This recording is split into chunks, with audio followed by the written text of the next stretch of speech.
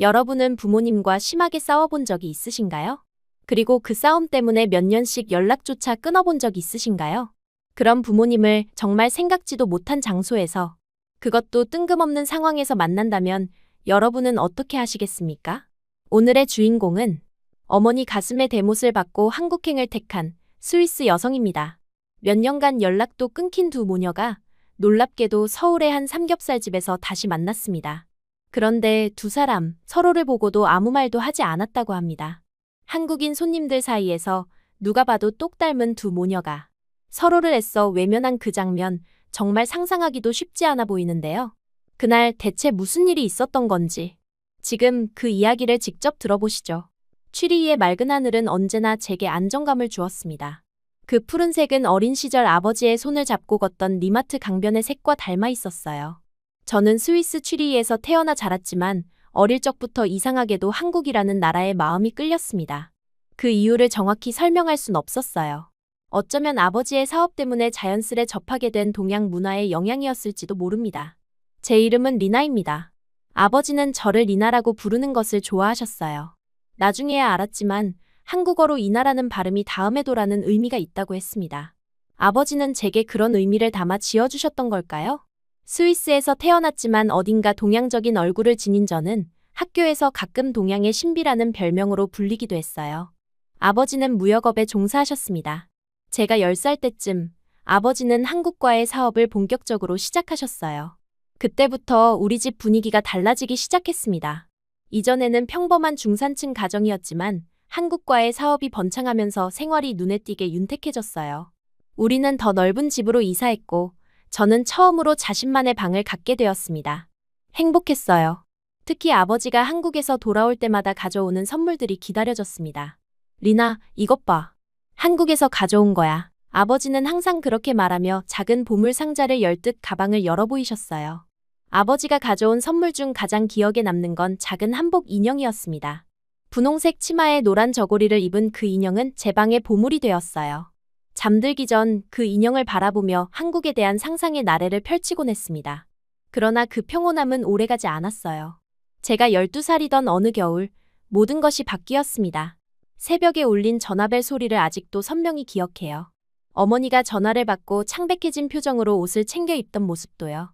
아버지가 급한 일로 사무실에 가셨다가 교통사고를 당하셨다는 소식이었습니다. 그날 밤, 저는 처음으로 어머니의 흐느끼는 소리를 들었어요. 다음 날 아버지는 돌아오지 않았습니다. 영원히요.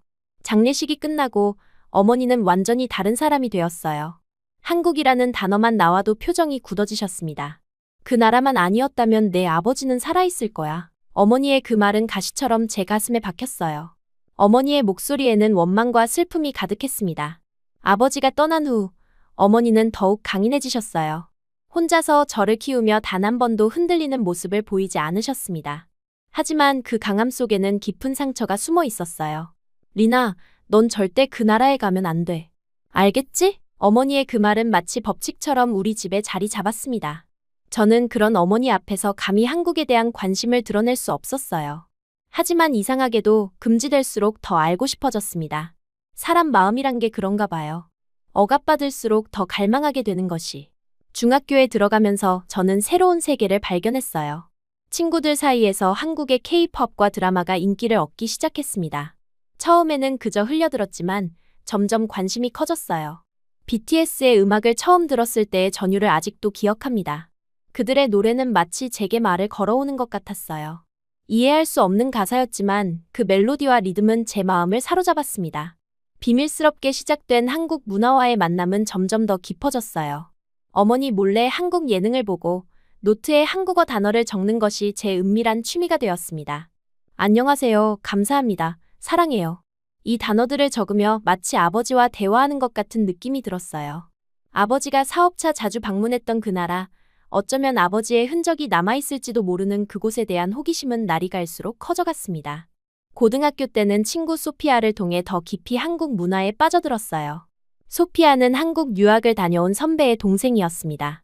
그녀를 통해 저는 더 많은 한국 드라마와 영화를 접했어요. 도깨비, 응답하라 시리즈, 기생충. 이 작품들은 제게 새로운 세계를 보여주었습니다. 특히 응답하라 시리즈 드라마는 제가 가장 좋아하는 드라마가 되었어요. 덕선이와 친구들의 우정, 가족 간의 따뜻한 사랑은 제 마음을 녹였습니다. 리나, 이거 한국 과자야. 오빠가 보내준 거야. 소피아가 건넨 꽃갈콘을 처음 맛봤을 때의 기쁨은 말로 표현할 수 없었어요. 그 맛은 마치 오래된 기억을 불러일으키는 것 같았습니다. 아버지가 가끔 한국에서 가져온 과자의 맛과 닮아 있었어요. 18살이 되던 해, 저는 소피아와 함께 한국어 학원에 등록했습니다. 물론 어머니께는 불어 심화 수업이라고 말씀드렸어요.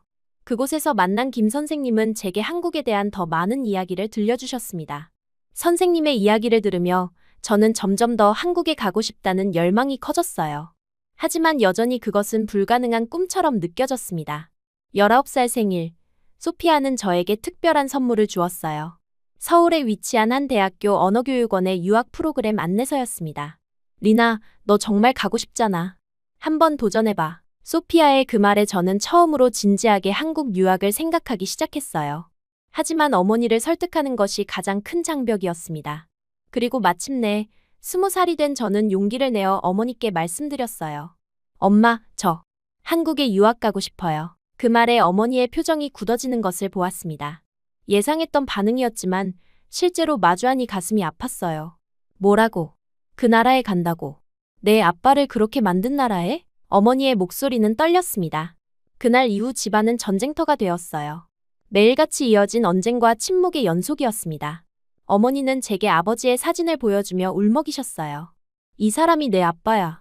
그 나라 때문에 내가 아빠 없이 자랐다는 걸 잊었니? 일주일의 대치 끝에 저는 폭발하고 말았습니다. 엄마는 엄마 인생 사세요. 나도 내 인생 살게요. 언제적 아빠 이야기로 아직도 날 올가매요? 그 말에 어머니는 더 이상 아무 말도 하지 않으셨어요. 대신 방으로 들어가 문을 쾅 닫으셨습니다. 그날 밤, 저는 처음으로 어머니를 원망했어요. 왜 이해해주지 않는 걸까? 아버지가 돌아가신 건 한국이라는 나라 때문이 아니라 불행한 사고 때문인데. 다음 날 아침, 저는 평소보다 일찍 일어났습니다. 집안은 고요했어요. 제 책상 위에는 통장과 카드 그리고 쪽지 하나가 놓여 있었습니다. 떨리는 손으로 쪽지를 펼쳤어요. 이 돈으로 내 인생 살아. 나중에 엄마가 못 막아서 이렇게 됐다고 원망하진 말아줘. 어머니의 글씨체였습니다. 통장에는 제가 상상했던 것보다 훨씬 많은 금액이 적혀 있었어요. 아마도 아버지의 보험금 일부와 어머니가 모아두신 돈이었을 겁니다. 제 방을 정리하며 창밖으로 보이는 취리의 풍경을 마음에 담았어요. 이곳을 떠나 미지의 나라로 간다는 생각에 두렵기도 했지만 동시에 설렘도 느꼈습니다. 제 가방 속에는 아버지의 사진과 한복 인형 그리고 지난 몇 년간 모아온 한국어 노트가 들어있었어요. 어머니의 방 앞에 섰지만 문은 열리지 않았습니다. 그렇게 어머니와의 대화는 끊어졌고 저는 결심했어요. 꼭 성공해서 돌아가겠다고. 취리 공항에서 서울행 비행기를 기다리며 저는 마지막으로 어머니께 문자를 보냈습니다. 엄마, 잘 다녀올게요. 걱정하지 마세요. 사랑해요. 답장은 오지 않았어요. 하지만 괜찮았습니다. 언젠가는 어머니도 이해해 주실 거라 믿었으니까요. 그렇게 저는 한국행 비행기에 올랐습니다. 아버지의 흔적을 찾아 그리고 제 꿈을 쫓아서요. 인천공항에 발을 딛는 순간 낯선 공기가 저를 반겼습니다. 습하고 무거운 스위스와는 완전히 다른 공기였어요. 비행기에서 내리자마자 몰려오는 한국어 방송과 표지판들. 모든 게 낯설었지만 이상하게도 두렵지 않았습니다. 오히려 설렘이 가득했어요. 드디어 여기 왔구나. 아버지가 자주 오셨던 이곳에. 서울의 첫날은 그렇게 시작되었습니다. 미리 예약해둔 호스텔로 가는 공항철도 안에서 저는 창밖으로 펼쳐지는 서울의 풍경을 하나하나 눈에 담았어요. 빽빽하게 들어선 아파트 단지, 강을 가로지르는 다리들, 그리고 곳곳에 보이는 네온사인들. 취리히와는 너무도 다른 도시였습니다. 호스텔에 도착해 짐을 풀면서 저는 처음으로 불안감을 느꼈어요. 정말 잘 안 결정일까? 순간 어머니 생각이 났습니다. 하지만 이미 돌아갈 수는 없었어요. 이곳에서 새로운 시작을 해야 했습니다. 서울대학교 언어교육원에서의 첫 수업은 혼란 그 자체였어요. 한국어를 조금 알고 있다고 생각했지만 실제 수업은 제 예상을 훨씬 뛰어넘었습니다. 선생님의 빠른 말씀에 따라가기 벅찼고 다른 외국인 학생들은 저보다 훨씬 유창하게 대답하는 것 같았어요. 그날 저는 호스텔로 돌아와 이불 속에서 울었습니다. 처음으로 어머니가 그리웠어요. 하지만 포기할 수는 없었습니다. 다음 날 저는 더 일찍 일어나 전날 배운 내용을 복습했어요. 수업 전에는 항상 카페에 들러 1시간 동안 공부했습니다. 그렇게 하루하루 조금씩 나아졌어요. 호스텔 직원들과 대화하며 실전 한국어도 연습했습니다. 한 달이 지나자 조금씩 적응이 되기 시작했어요. 같은 수업을 듣는 몇 명의 친구들과도 친해졌고 서울 곳곳을 탐험하는 재미도 알게 되었습니다. 특히 저는 경복궁을 좋아하게 되었어요. 넓은 고궁의 정원을 거닐며 아버지가 이곳을 방문했을지 생각하곤 했습니다. 어쩌면 아버지도 이 같은 길을 걸었을지도 모른다는 생각에 묘한 위안을 느꼈어요. 생활비를 절약하기 위해 저는 곧 아르바이트를 시작했습니다. 홍대 근처의 작은 카페에서 일하게 되었어요. 처음에는 주문을 받는 것도 힘들었지만 점차 익숙해졌습니다. 카페 사장님은 제가 스위스에서 왔다는 사실에 관심을 보이셨어요. 스위스에서 왜 한국에 왔어요? 그 질문에 저는 항상 한국 문화가 좋아서요 라고만 대답했습니다. 아버지 이야기는 꺼내기 싫었어요. 그렇게 시간이 흘러 어느덧 서울에 온 지 한 달이 되었습니다. 그날 저는 용기를 내어 어머니께 첫 메시지를 보냈어요. 긴 내용은 아니었습니다. 그저 잘 지내고 있어요. 걱정 마세요. 라는 짧은 문장과 함께 경복궁에서 찍은 사진 한 장을 첨부했어요. 답장은 오지 않았습니다.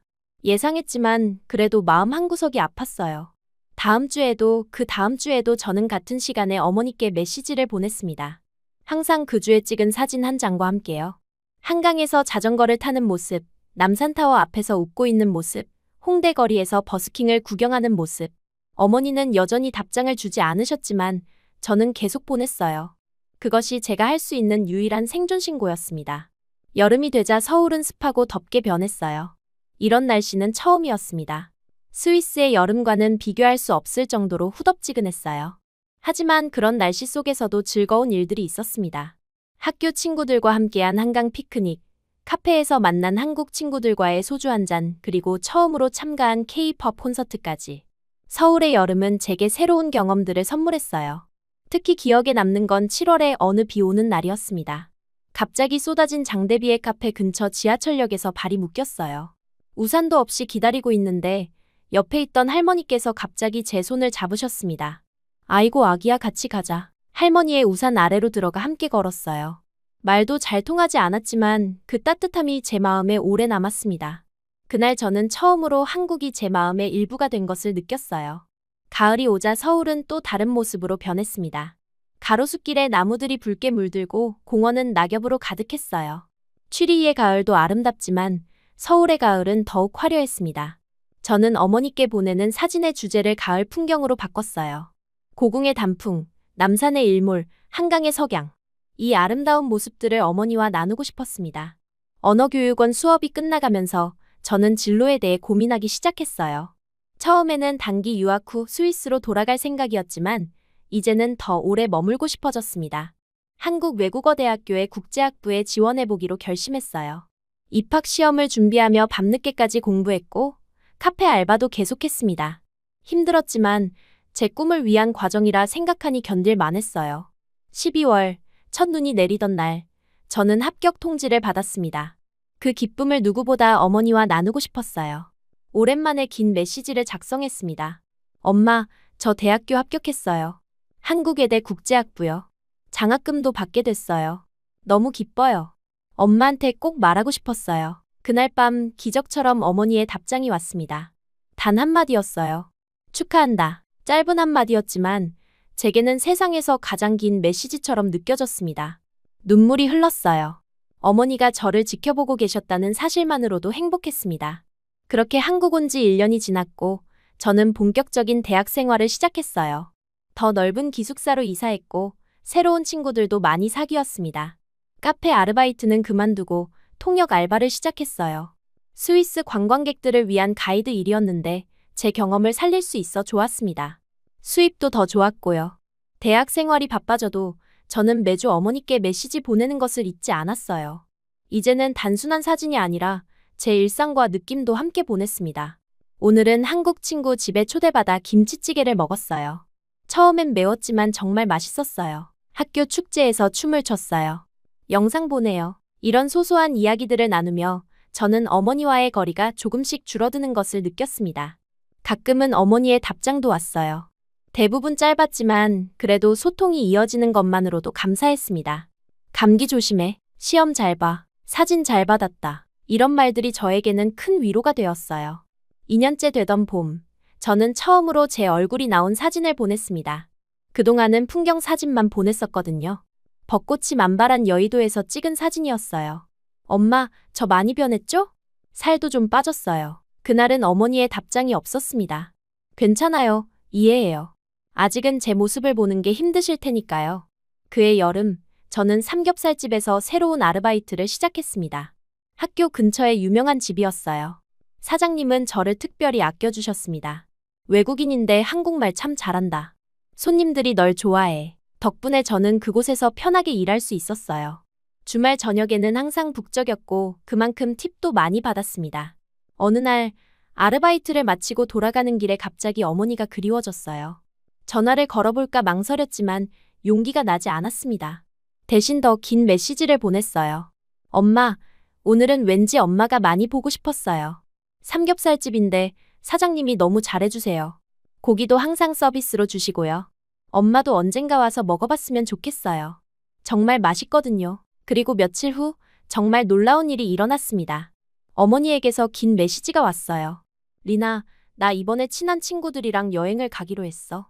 오랜만에 집을 떠나보려고. 저는 너무 기뻤습니다. 어머니가 드디어 외출을 하시다니. 아버지가 돌아가신 후로 거의 집에만 계셨거든요. 저는 바로 답장을 보냈어요. 정말요? 어디로 가세요? 한국은 어때요? 지금 계절이 정말 좋은데. 기대와 달리 어머니의 답장은 차가웠습니다. 죽어도 싫다. 절대 안 간다. 그 말에 순간 서운함이 밀려왔어요. 제가 보낸 모든 사진들, 제가 전한 한국의 아름다움이 어머니에게는 아무런 의미가 없었던 걸까요? 하지만 억지로 권할 수는 없었습니다. 저는 그저 잘 다녀오세요 라고 짧게 답했어요. 그런 어머니의 답장에 순간 얄미운 감정이 치밀어 올랐지만 곧 진정했습니다. 어머니에게는 아직 한국이 아버지를 빼앗아간 나라일 뿐이니까요. 제가 아무리 사진을 보내고 이야기를 해도 그 상처는 쉽게 아물지 않을 테죠. 그래도 어머니가 친구들과 여행을 간다는 사실만으로도 기뻤어요. 아버지가 돌아가신 후로 거의 집에만 계셨으니까요. 그날 밤, 저는 어머니가 보냈던 메시지를 다시 읽어보았습니다. 친한 친구들이랑 여행을 가기로 했어. 이 말에서 작은 희망을 발견했어요. 어머니에게도 이제 저 말고 함께하는 사람들이 생겼다는 것, 그것만으로도 큰 위안이 되었습니다. 저는 어머니가 즐거운 여행을 하시길 진심으로 바랐어요. 어디를 가시든 아버지의 부재로 인한 슬픔에서 조금이라도 벗어나 행복한 시간을 보내셨으면 했습니다. 그렇게 저는 제 일상으로 돌아왔어요. 대학 수업, 삼겹살집 아르바이트, 그리고 한국 친구들과의 만남. 때로는 외로웠지만 이곳에서의 삶이 점점 더 제 것이 되어가고 있었습니다. 어머니와의 대화는 여전히 어색했지만 그래도 끊어지지 않은 연결이 있다는 것에 감사했어요. 언젠가는 어머니도 제 선택을 이해해 주실 날이 오리라 믿으며 저는 오늘도 서울의 하루를 시작했습니다. 어머니의 여행 소식을 들은 지 일주일쯤 지났을 때의 일입니다. 그날은 유난히 바쁜 금요일이었어요. 삼겹살집은 주말을 앞두고 항상 손님들로 북적였습니다. 저는 평소처럼 6시부터 마감까지 일하기로 한 날이었어요. 앞치마를 두르고 홀을 정리하면서 오늘도 많은 손님들이 올 거라 생각했습니다. 리나, 오늘은 특별한 손님들이 온대. 외국인 관광객들이야. 내가 영어 잘하니까 맡아줄래? 사장님의 말씀에 저는 고개를 끄덕였어요.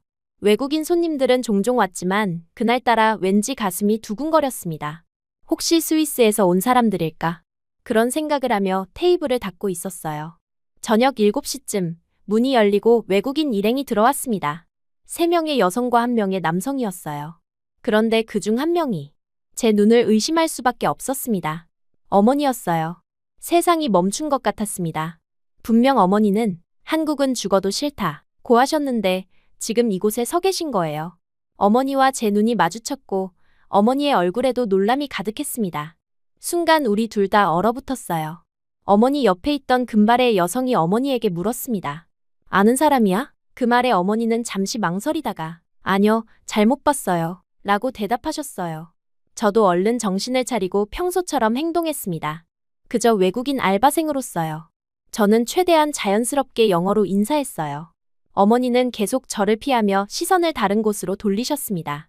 하지만 어머니의 친구들은 친절하게 웃으며 대답했어요. 그들은 창가 쪽 테이블로 안내를 받아 자리에 앉았습니다. 메뉴를 가져다 주며 저는 어머니를 힐끗 바라봤어요. 여전히 예쁘셨습니다. 아버지가 돌아가신 후로 항상 검은색 옷만 입으셨는데 오늘은 파스텔톤의 원피스를 입고 계셨어요. 머리도 새로 염색하신 것 같았습니다. 어머니가 이렇게 밝은 모습으로 변하실 줄은 정말 몰랐어요. 주문을 받기 위해 테이블로 다가갔습니다. 무엇을 드시겠습니까? 어머니는 메뉴만 뚫어지게 보셨어요. 친구들이 대신 주문했습니다. 삼겹살 세트 2개와 소주 1병 부탁해요. 저는 주문을 메모하며 고개를 끄덕였어요. 어머니가 소주를 마실 거라니 또 다른 놀라움이었습니다. 스위스에서는 거의 술을 드시지 않았거든요. 주방으로 주문을 전달하고 돌아오는 길에 제 귀에 친구들의 대화가 들렸습니다. 헬가, 이번 여행 정말 좋았어. 그동안 당신이 한국 이야기를 그렇게 하더니 오길 잘했네. 헬가는 어머니의 이름이었어요. 어머니가 한국 이야기를 하셨다고요? 그것도 좋게? 저는 믿을 수 없었습니다. 계속해서 그들의 대화를 엿들었어요. 내일은 어디로 갈 거야? 남산타워 가보고 싶어. 그리고 어머니의 목소리가 들렸습니다. 거기 전망이 정말 좋아. 특히 해질녘에 가면 서울 전체가 보여. 어머니의 말투는 마치 서울을 잘 아는 사람 같았어요.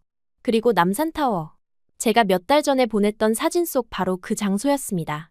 대화를 더 들으니 그들이 방문한 곳은 하나같이 제가 어머니께 보냈던 사진 속 장소들이었어요. 경복궁, 한강, 홍대. 그리고 이 삼겹살집도 제가 한국에서 가장 맛있었던 식당이라며 사진을 보냈던 바로 그곳이었습니다. 어머니는 제가 보낸 모든 사진을 간직하고 계셨던 거예요.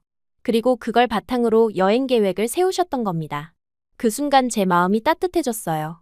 어머니는 제 메시지를 받을 때마다 한국을 조금씩 알아가고 계셨던 거예요. 비록 겉으로는 여전히 한국을 싫어한다고 하셨지만 마음 한구석에는 호기심이 자라고 있었던 거죠. 어쩌면 저를 이해하려는 마음도 있었을지 모릅니다. 고기와 반찬을 테이블로 가져가며 저는 사장님께 살짝 말씀드렸어요. 저 손님, 제 어머니예요. 사장님은 놀라셨지만 이내 따뜻하게 웃으셨습니다. 그래? 그럼 특별히 서비스 내자. 사장님은 곧 직접 키조개와 특제 양념갈비를 들고 테이블로 향하셨어요. 외국에서 오신 손님들을 위한 서비스입니다. 맛있게 드세요. 어머니는 여전히 저를 모른 척하고 있었지만 친구들은 서비스에 기뻐했습니다. 어머니도 미소를 지으셨어요. 그 미소는 아버지가 돌아가신 이후 처음 보는 것 같았습니다. 밝고 환한, 진짜 행복해 보이는 미소였어요. 저는 고기를 구워드리며 살짝 어머니를 관찰했습니다. 어머니는 친구들과 이야기하며 종종 웃으셨어요. 한국 음식에 대해 설명도 하셨고 심지어 젓가락 사용법도 친구들에게 가르쳐 주셨습니다. 마치 한국 문화 전문가처럼요. 어머니가 이렇게 변하다니 믿기지 않았어요. 식사가 거의 끝나갈 무렵 저는 용기를 내어 테이블에 다가갔습니다. 디저트로 과일 서비스 나왔습니다. 그리고 살짝 어머니께 미소를 지었어요. 어머니는 잠시 당황하셨지만 곧 고개를 끄덕이셨습니다. 그 순간 우리는 서로를 인정한 것 같았어요. 말은 없었지만 눈빛으로 인사를 나눈 셈이죠. 친구들이 화장실에 간 사이 저는 어머니께 물을 따라드렸습니다. 단둘이 있게 되자 어색한 침묵이 흘렀어요. 어머니는 잠시 망설이다가 작은 목소리로 말씀하셨습니다. 공부는 잘 되니? 그 한마디에 제 눈에 눈물이 고였어요. 네, 잘 돼요. 엄마, 더 많은 말을 하고 싶었지만 친구들이 돌아오고 있었습니다. 어머니는 다시 평소의 표정으로 돌아가셨어요. 계산을 하러 오신 어머니를 위해 저는 조용히 10% 할인을 적용했습니다. 카드를 돌려드리며 즐거운 여행 되세요. 라고 말했어요. 어머니는 고개를 끄덕이셨고 친구들과 함께 식당을 나가셨습니다. 문이 닫히고 저는 창가로 가서 그들이 사라지는 모습을 지켜봤어요. 어머니의 뒷모습이 점점 멀어지는 것을 보며 묘한 감정이 밀려왔습니다. 그날 밤 퇴근 후 집으로 돌아오는 길에 저는 어머니가 웃는 모습을 사진으로 찍어두었던 것이 생각났어요. 망설임 없이 그 사진을 어머니께 보냈습니다. 엄마, 보기 좋아요. 고마워요. 짧은 메시지였지만 제 마음이 담긴 말이었어요. 기숙사에 도착해 샤워를 마치고 나오니 핸드폰에 메시지가 와 있었습니다. 어머니였어요. 웃는 이모티콘 하나만 보내셨지만 그것만으로도 충분했어요. 어머니도 저를 인정하고 있다는 증거였으니까요. 그날 이후 어머니는 서울에 계신 동안 매일 저에게 사진을 보내주셨습니다. 남산타워에서 찍은 야경, 한강에서의 피크닉, 북촌 한옥마을에서의 티타임. 어머니는 제가 소개한 모든 장소를 방문하셨어요. 그리고 마지막 날, 어머니는 삼겹살집에 다시 오셨습니다. 이번에는 친구들 없이 혼자서요. 딸, 어머니는 제게 그렇게 말을 건네셨어요. 그리고 우리는 오랜만에 제대로 된 대화를 나눴습니다. 어색했지만 그래도 시작이었어요. 어머니는 한국이 생각보다 좋은 나라라고 인정하셨습니다. 물론 아버지에 대한 이야기는 여전히 꺼내지 않으셨지만 그래도 큰 진전이었어요. 내가 보내준 사진들 다 모아뒀어. 어머니의 그 말에 저는 놀랐습니다. 처음에는 보기 싫었는데 점점 궁금해지더라. 어머니는 쑥스러운 듯 웃으셨어요.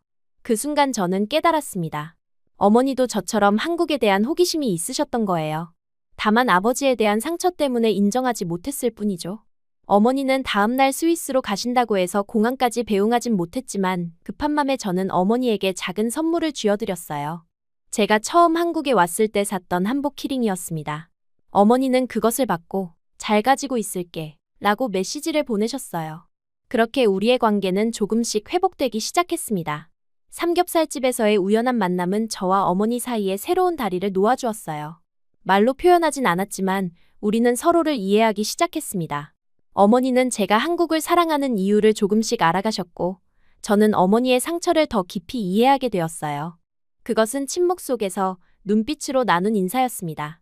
하지만 그 침묵 속에는 수많은 이야기가 담겨 있었어요. 어머니가 스위스로 돌아가신 지 일주일이 지났습니다.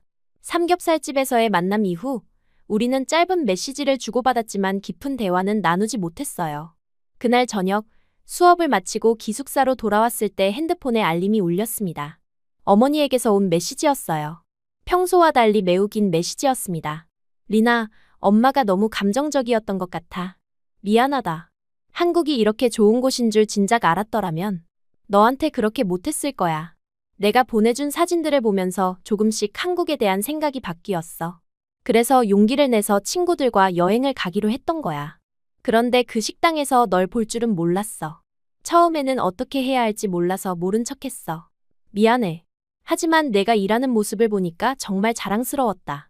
내 아빠도 분명 그렇게 생각할 거야. 메시지를 읽는 순간 제 눈에서 눈물이 쏟아졌어요. 어머니의 진심 어린 사과와 이해의 말들이 제 마음을 뒤흔들었습니다. 떨리는 손으로 어머니께 전화를 걸었어요. 신호음이 3번 울리고 어머니의 목소리가 들렸습니다. 리나? 어머니의 목소리도 떨리고 있었어요. 저는 참았던 감정이 터져나와 흐느끼기 시작했습니다. 엄마, 그 한마디를 겨우 내뱉었어요. 어머니도 전화기 너머로 울음소리를 내기 시작하셨습니다. 우리는 한동안 말없이 그렇게 울었어요. 모든 감정을 눈물로 표현하는 것만 같았습니다. 진정이 된 후 우리는 영상통화로 바꿨어요. 어머니의 얼굴이 화면에 나타났습니다. 눈이 붉게 부어 있었지만 웃고 계셨어요.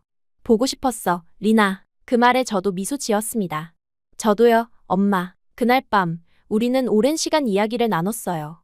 어머니는 아버지가 돌아가신 후 한국이라는 나라 자체를 미워했다고 고백하셨습니다.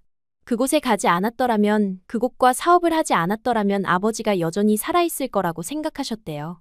그래서 제가 한국에 관심을 보일 때마다 화를 내셨던 겁니다. 하지만 내가 보내준 사진들을 보면서 조금씩 마음이 바뀌었어. 어머니는 미소 지으며 말씀하셨어요. 그 나라에 내 아빠의 흔적이 있을 거라는 생각도 들었고, 무엇보다 내가 그곳에서 행복해 보였어. 어머니의 솔직한 마음을 들으니 제 마음도 따뜻해졌습니다. 그런데 왜 한국은 죽어도 싫다고 하셨어요? 제가 물었어요. 어머니는 쑥스러운 듯 웃으셨습니다. 아직도 고집이 있었나 봐. 그리고 널 놀라게 하고 싶기도 했고. 그 말에 저도 웃음이 나왔어요. 어머니다운 대답이었습니다. 우리는 밤새도록 이야기를 나눴어요. 제 유학 생활, 어머니의 일상, 그리고 아버지에 대한 추억까지. 오랜만에 아버지 이야기를 편안하게 나눌 수 있었습니다.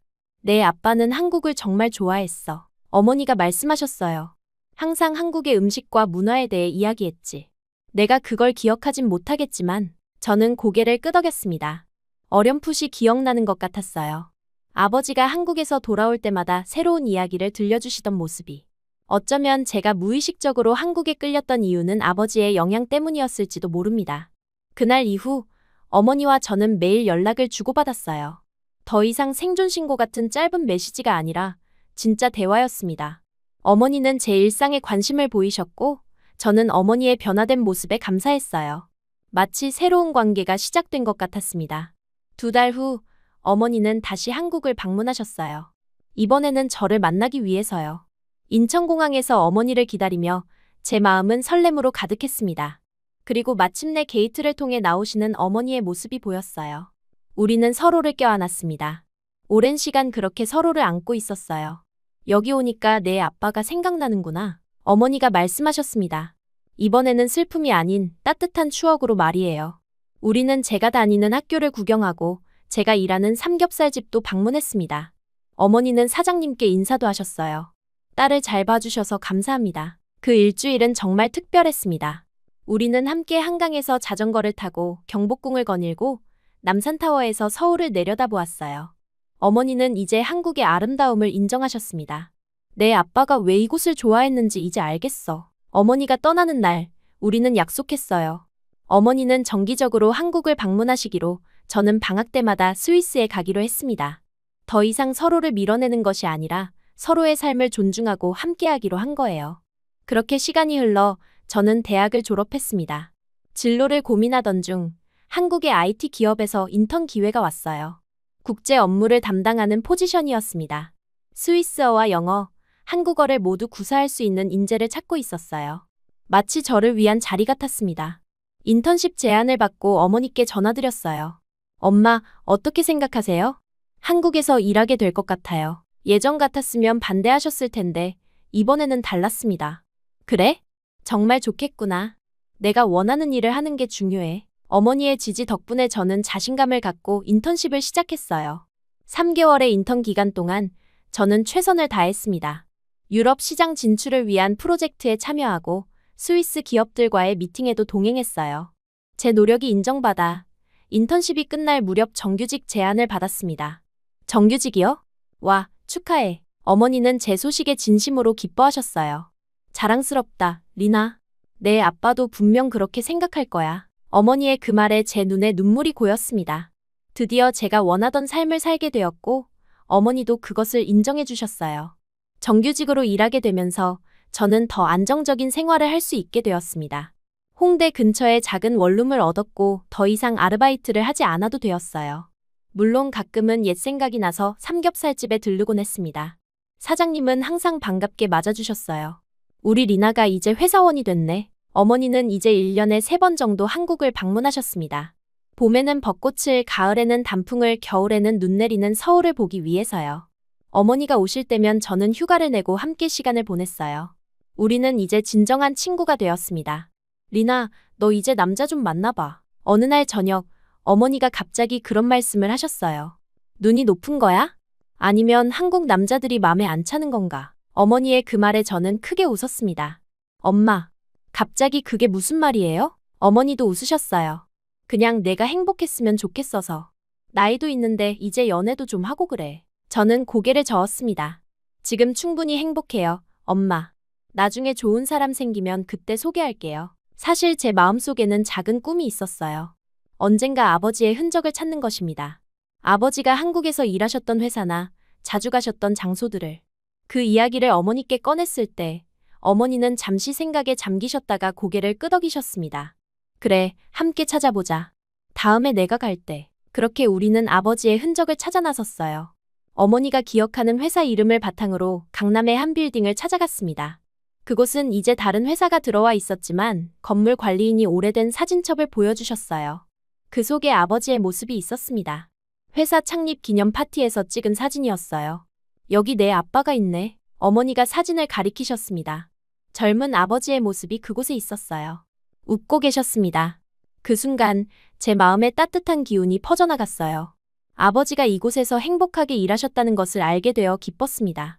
그날 밤 우리는 아버지가 좋아하셨다는 한식당을 찾아갔어요. 어머니는 그곳에서 아버지와의 추억을 이야기해 주셨습니다. 내 아빠는 항상 이 음식을 주문했어. 그리고 매운 걸 잘 못 먹으면서도 참고 먹었지. 그런 소소한 이야기들이 저에게는 큰 선물이었어요. 이제 저와 어머니 사이에는 더 이상 한국이라는 벽이 없었습니다. 오히려 한국은 우리를 연결해주는 다리가 되었어요. 어머니는 한국의 문화를 배우기 시작하셨고 저는 어머니를 통해 아버지에 대해 더 많이 알게 되었습니다. 서로에게 없던 퍼즐 조각을 맞춰가는 느낌이었어요. 엄마, 이제 우리 이야기만큼은 드라마보다 더 재밌죠? 어느 날 저녁, 한강을 바라보며 어머니께 물었습니다. 어머니는 미소 지으셨어요. 그래, 우리 이야기는 해피엔딩이 있는 드라마야. 그 말에 저도 웃음을 지었습니다. 우리의 이야기는 아직 끝나지 않았지만 지금까지의 여정은 분명 아름다웠어요. 이제 저는 서울에서 IT 기업에 다니며 안정된 삶을 살고 있습니다. 어머니는 스위스와 한국을 오가며 두 나라 모두에서 행복을 찾고 계세요. 우리는 더 이상 과거의 상처에 얽매이지 않고 현재의 순간을 소중히 여기게 되었습니다. 때로는 아버지에 대한 그리움이 밀려오지만 이제는 그 그리움조차도 함께 나눌 수 있어요. 억압과 단절의 기억을 딛고 저와 어머니는 이제 누구보다 가까운 가족이 되었습니다. 한국이라는 나라는 더 이상 금기의 대상이 아니라 우리 가족의 새로운 이야기가 시작된 곳이 되었어요. 그리고 이 이야기는 앞으로도 계속 이어질 것입니다.